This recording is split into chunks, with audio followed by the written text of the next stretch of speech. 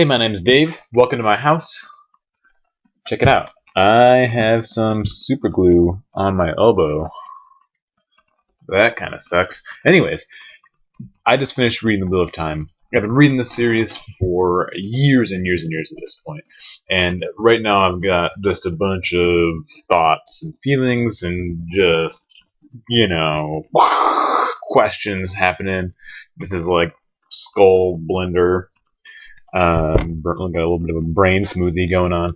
Anyways, yeah, so I want to spend a couple videos trying to sort out some of my thoughts about The Wheel of Time.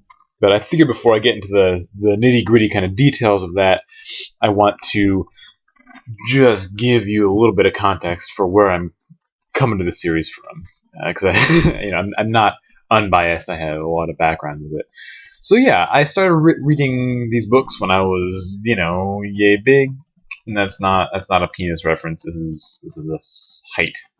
I was this tall, and it was maybe, I don't know, like 5th grade or something. The most recent book out was Crown of Swords, I believe, and yeah, I just loved them. This is a time in my life where I was just grabbing fistfuls of like whatever fantasy I could get. David Eddings, Terry Brooks, whoever, and just cramming it down my face.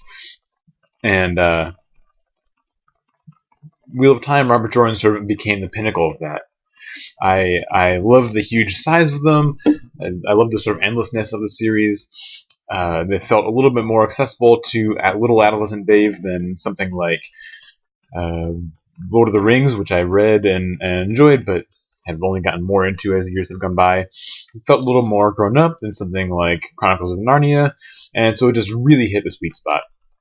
So yeah, I was super into these books. I had like the gigantic laminated poster of the Wheel of Time map hanging on my bedroom wall. I had these Wheel of Time trading cards, the trading card game. Who played that? Who was the person who sat down and played like, I play you Randolph Thor? Who's doing that? And not me, but I just like to have the cards to look at, I guess. I even sort of remember getting gently teased about reading Wheel of Time. Imagine 6th grade me carrying around chunky ass Lord of Chaos book with this garish as hell cover art, and just walking to social studies lugging this thing with me. And I had a friend who would say something like, what are you reading, Lord of Chaos? And I had to, of course, defend the honor of Robert Jordan and say, no, it's Lord of Chaos, man, come on. And little me was super adamant about things like that. I took it really seriously. And I sort of stopped taking it seriously. Or as seriously as I did. Yeah, so I sort of dropped the series mid high school or mid college when the book started slowing down as far as like both plot pacing and rate of publication. And in college, who's got time to go back and reread thousands and thousands and thousands of pages of fantasy material? Not me. So just this January, when Memory of Light came out, was really the first time I've gone back to it. So I went back to it feeling sort of afraid that it wouldn't hold up. I've heard a lot of the criticism about it. People really like to dislike Wheel of Time, I feel, often, and despite its status as a bestseller. Something like Lord of the Rings, I feel like has really rewarded repeat readings.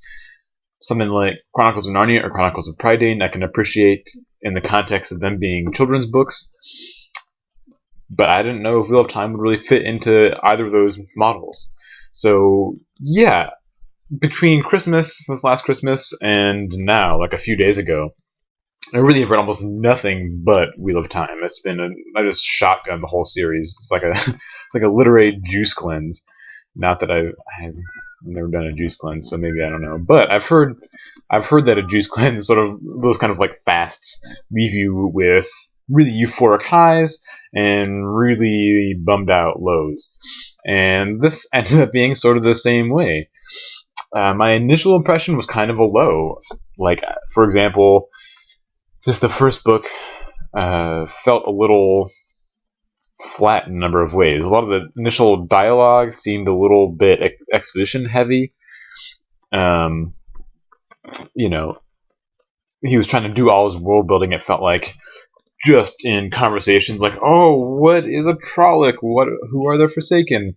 It felt a little melodramatic right off the bat, and I hadn't really gotten acclimated to that. You know, just that first scene, the prologue, where Balsamon is standing over Luz Theron, and they're all just like yelling and stuff. And you just want to say, just like, oh, just everyone, just calm down for a minute.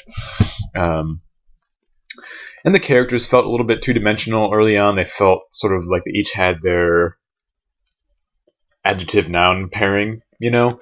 Like, Perrin was the sort of strong, silent type, you know, strong and thoughtful. Matt was the loyal trickster. Rand is the reluctant hero. Even to the extent that they each had their own thing, right? They had their own weapon to sort of help make them seem like individual characters. Perrin with the axe, Matt with the knives, Rand with the sword he couldn't really use, and it just felt like a game of D&D or something that didn't have a lot of emotional weight built up yet, and it just seemed a little clumsy. Actually, what it felt like, and I found this really disorienting, was that reading it reminded me of the kind of terrible fantasy novel I tried to write when I was like 14, in imitation of Robert Jordan. And then to go back and read Robert Jordan and feel like it reminded me of my own terrible writing at 14 was like, what is going on here? So, yeah, a little cringy the first bit. But then I got into it, and you know, I've heard a lot of people sort of put the series down between books like 4 and 10, and I didn't really have that. I was kind of into it the whole way, and some books were more boring than others. I mean, like, Jesus, you know, spoilers, like, you know, does Elaine really need to spend 3 books convincing her nobles that she's going to be queen? I mean, why are her nobles such bitches, and can't she just, like, get on with it already? But yeah, you know, so I was really just down with it the whole way through, and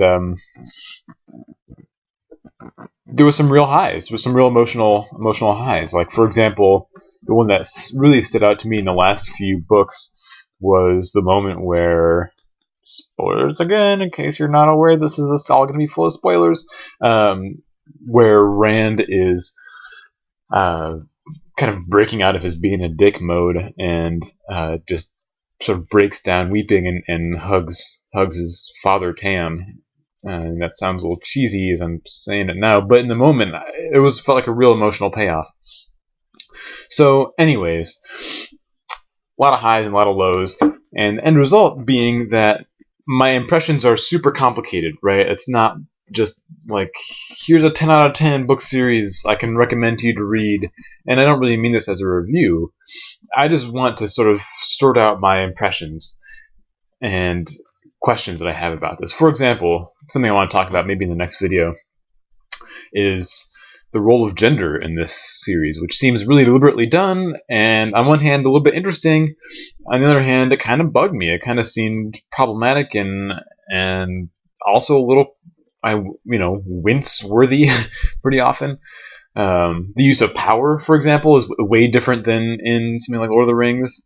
And then I also want to try to fit this series, Wheel of Time, into a broader fantasy canon. It feels really monolithic to me in my life, right? And I can't think of any other media series that I've been engaged with for so long, or has been so long unfinished.